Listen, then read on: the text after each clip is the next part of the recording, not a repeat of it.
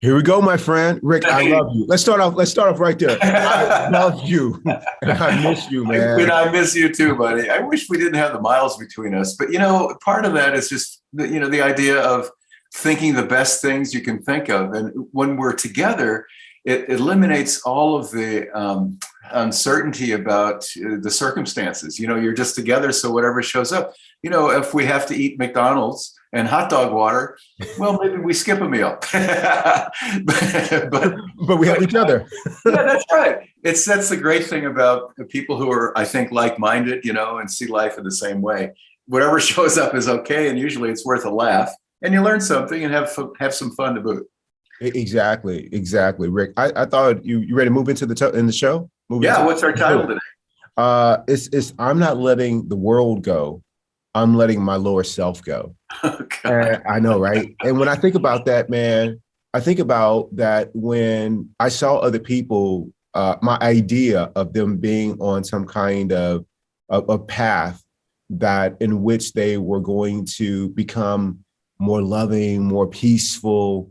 They were going to, let go of these lofty their self interest and this uh, primary achievement orientation about how they're going to live their lives and all this other stuff. I thought that if they were going to do some kind of practice or some kind of spiritual path or whatever the case may be, that meant that they had to give all that up. And now that I'm on that path, what I've learned is that's not the case. I mean, or it doesn't have to be the case. What I've given up is my lower self, my default settings, those things that cause me a lot of suffering and created suffering for other people. Striving at the expense of being appreciative for this moment, creating enemies of other people, using people and situations as a means to an end for my own interest. All those things, being inconsiderate, not compassionate or empathetic to other people, not practicing gratitude, always to the next thing, all those things, being angry, allowing myself to be triggered, finding fault in other people, creating enemies. The list goes on and on of all those things that I used to do that caused suffering for myself and for other people. You're talking about normal human behavior. I'm talking about, I'm talking about, I'm talking, like what I describe is insane behavior, but like you said, it's normal human Normal. behavior. It's normal human behavior. Yeah, all those things, man, is that I got a whole new, no, it was the same world, Rick. I just began to see it when I gave up my lower self. Yeah. Again, I mean, like the things that used to turn me off, turn somebody else on, and then like I used to be turned off about nature. Like, oh, the bugs and it's so hot and that you hear this and you hear that and it's too quiet out here. Now, Rick, I love nature. It turns me on because I let go of the lower self with all the things that were wrong, all the things that were wrong, the things had to be a certain way. And I've done that in the workplace with the people. Oh, you believe that? That's cool. My lower self is not, I'm not listening to my lower self judge what you believe or how it should be different or how you behave or how you parent your kids or let all that go, man. Lower self is going, I'm just being. And you taught me a lot of that with the way you would pick up and you go travel around the world. And some of the spots that you would pick, I'm like, why is he going there? And part of it was because you knew the experience was going to be authentic. It was going to be rich. And there's a part of you that you're going to leave behind that didn't serve this path that you were on. And I end up being the beneficiary of that Rick who came back. So maybe that is an example from your travels or those experiences that really speak to this topic about not letting the world go, but instead letting your lower self go. Well, the thing about travel, Keith, that I think is really wonderful is that it's a chance for anonymity. It's a chance to leave behind your lower self. So when I go by myself, which is totally selfish, and I go to places that are appealing to me, and whether other people like them or not. A very challenging experience was going to India. One of the things that I thought was very important for me to do was not to have any comfort while I was there. I mean, it's unless you're going to stay at a well-known international named hotel, pretty much all of India is going to be a little challenging for most Americans in their comfort level. But I went with a one-way ticket in a backpack, and I just wanted to see what showed up. And the experience was priceless in so many different ways. If I had judged what happened to me and how things didn't work out the way I thought they would, if I had judged that, I think I would have had a terrible experience. But I didn't. I went with the idea that whatever happens is a lesson for me, and whatever shows up is okay. And so with that kind of an attitude, it was a marvelous experience. Give you one quick example. I was in Delhi and my bag broke. I had two things. I have a backpack, and then I have a little side bag about the size of a legal pad that carries my day stuff in it. And it broke. The strap broke, and all my crap fell out on the street. And, you know, in India, there's no personal space at all. You're literally brushing against people all the time. And all this stuff fell on the ground, and I'm trying to pick it up. People are stepping on it and crunching it. And, you know, whatever I had, is glasses were broken. Bad news. Anyway, the point of the story is there's a guy who was cross-legged sitting next to the railroad track. And in India, the railroad tracks run right next to the storefronts. They're maybe 2 or 3 feet away. I mean, it's not OSHA standards by any means. You get a lot of high-risk behavior in third world countries. And so he's cross-legged 2 feet away from this train track. I'm on the other side of the train track, and he looks at me and he sees my dilemma and he smiles. And I thought that was, you know, I could have taken that as, what a fool, what an American fool, taking advantage of my misfortune. But I didn't interpret it that way. I interpreted it as like a fellow human being sympathetic. And that's exactly what he was trying to do. Turns out he was a tailor. And after I picked up the stuff that was salvageable and I walked over to him, he, with sign language, we communicated, he could stitch up my bag. And so there, 2 minutes later, he was stitching up my bag, and we were talking in broken English about India and the railroad tracks and all sorts of things. That little contact led to me being introduced to his family, and he lived in a tent behind this area where he was cross-legged. We went into the tent, we shared tea. And then he was asking me, in those days, that trip, George Bush was there. And so he's asking me about my feelings about George Bush in broken English. And I was asking him what it felt like to be a Muslim in a Hindu country.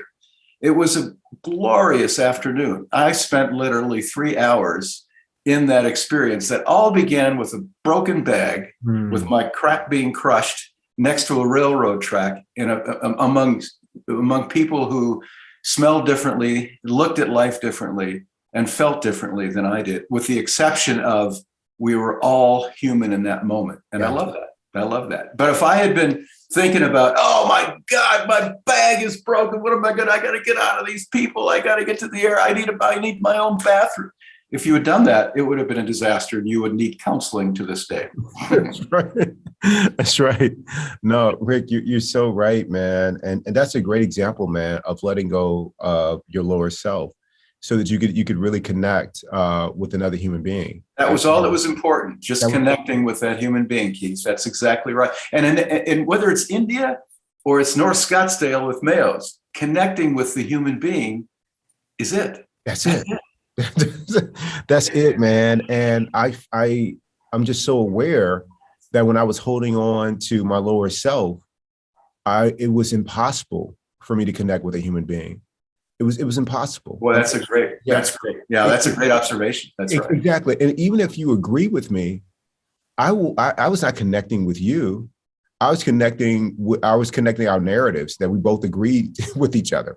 But it wasn't you that I was connecting to. And here's how I know that it wasn't you I was connecting to. If you would have came in the next day, and let's say that what we both agreed on was how awful, the situation was at work, or how awful politics were. We both in deep agreement on that, or some kind of social thing. And the next day you have a change of ideas, and you come in and you're like, you know what? I don't feel that way anymore. It's the exact opposite. Like I believe in like Black Lives Matter, or I believe that there should be no vaccinations. I'd be like, what? Like what happened to you? Because I wasn't connected with you as a human being. We just were in agreement around narratives and ideas. And the minute that you are on the opposite side of that, you are an enemy. And that's the lower self running everything. But when you can come in there and say whatever you say, do whatever you do, and I'm just a space, I'm just holding space. I'm not commenting, I'm not getting involved. I'm just letting go of lower self. If you say something that part of me doesn't like, I lean back, let that flow right through me. Then I lean in and reconnect and make sure that we are still connected with each other. I'm connected to your humanity. That's all I'm doing. I'm leaning back, letting that flow through, staying connected the whole time. That's it.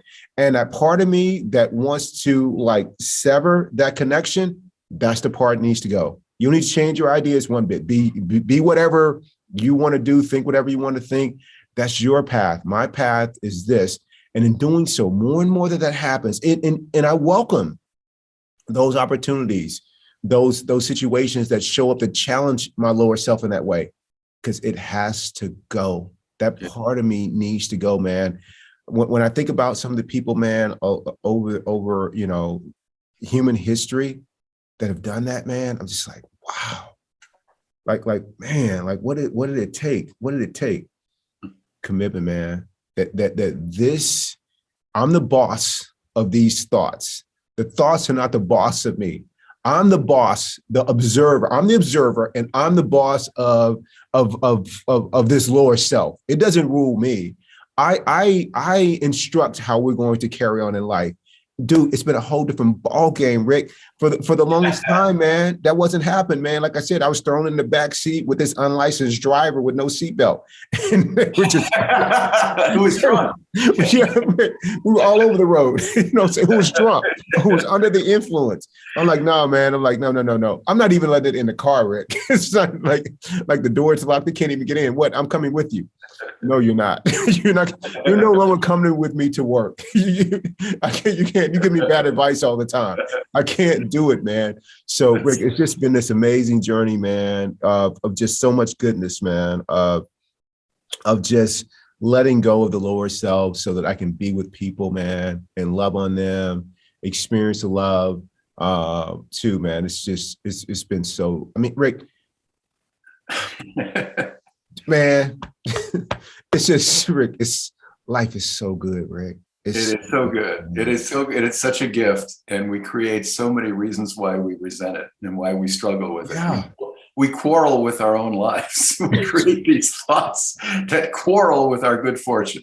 Oh my goodness, it's just so backward. If you could just observe it, and that's the joy of higher consciousness and mindfulness, that you get out of yourself. You get the 10,000-foot view, watching yourself go through all of this stuff. One of the tips that I had for myself early from my reading was, if I could just get used to the idea that thoughts are just thoughts, that you don't have to believe them.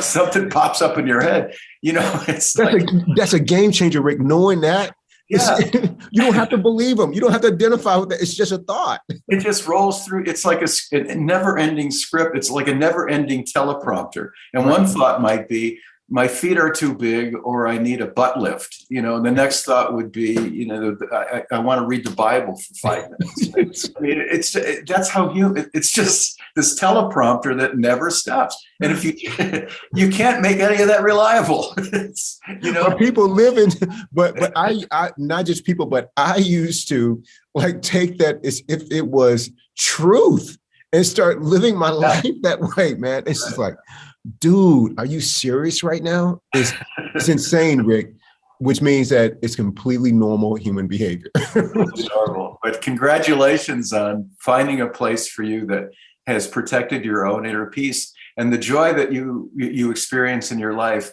comes from removing that barrier that our lower selves create, that protective coating for us, for our egos to protect our survival. And it's often dysfunctional, and we have to recognize that many of the things that we don't like about ourselves, like our hair trigger to hate somebody who's different, that kind of thing comes from a fear of change, comes from a fear that things are going to threaten my survival. And if you look at it in that way, you can start to get out of a lot of these self-defeating behaviors because your survival isn't threatened most of the time. It's a perception, it's a false thought that you don't need to believe or give any credit to. Those are very powerful ideas, and they need a lot of explanation. And people who are interested in this sort of thing need to start reading in depth about this, because you can't get it with just a few little snippets here and there. You really have to study this and try to incorporate it into your life. Yeah, exactly. I totally agree, Rick. And, God, that was just so profound what you said about incorporating in your life. And what that means is, to me, and I'm going to end here and let you have the closing thoughts, is that the way that I was living life before is I thought I was living life to the fullest when my lower self was operating. But that's not what I was doing, because as you mentioned, the lower self erects these limits and barriers. I was experiencing the world to my limits. Yes, So great way to say it. My experience was of my limits of the world. That's a great way to say it. When I take the lower self out of the picture, those limits recede, the barriers disappear, and now I'm experiencing a more fuller world. That's a completely different. So when you let go of the lower self, you move beyond the limits of your experience and the world, man. Just like you shared about being in India, no matter where you are, man, you get to experience people in the world in the fullest, not their ideas, not what they say, not their thoughts, but the humanity in every single person, the nature, all of it, man. God, it's such a beautiful world, man. It is. Wayne Dyer said it, beautiful world. I mean, peaceful world or hostile world, same world. Same world. That's right. And I think if you want to move in the direction that you've moved, for people who are viewing, the idea is, first of all, that you have to monitor what's getting in your way. And most of the time, it's going to be a fear-based ego defense mechanism to protect yourself in the quest for making sure that you survive. And it's a very, very difficult problem to deal with, because obviously we all want to survive, but the way to do it is not by hating other people and being afraid. The way to do it is just the opposite, by opening your heart, being vulnerable, and letting whatever happens without having your good opinion get in the way of it. Exactly. Rick, thank you so much. I love you. I love you, buddy. Hey, and thanks for shoveling my driveway, man. You did a great job. Anytime, man. Anytime. I love you. All right, buddy. Adios. Adios.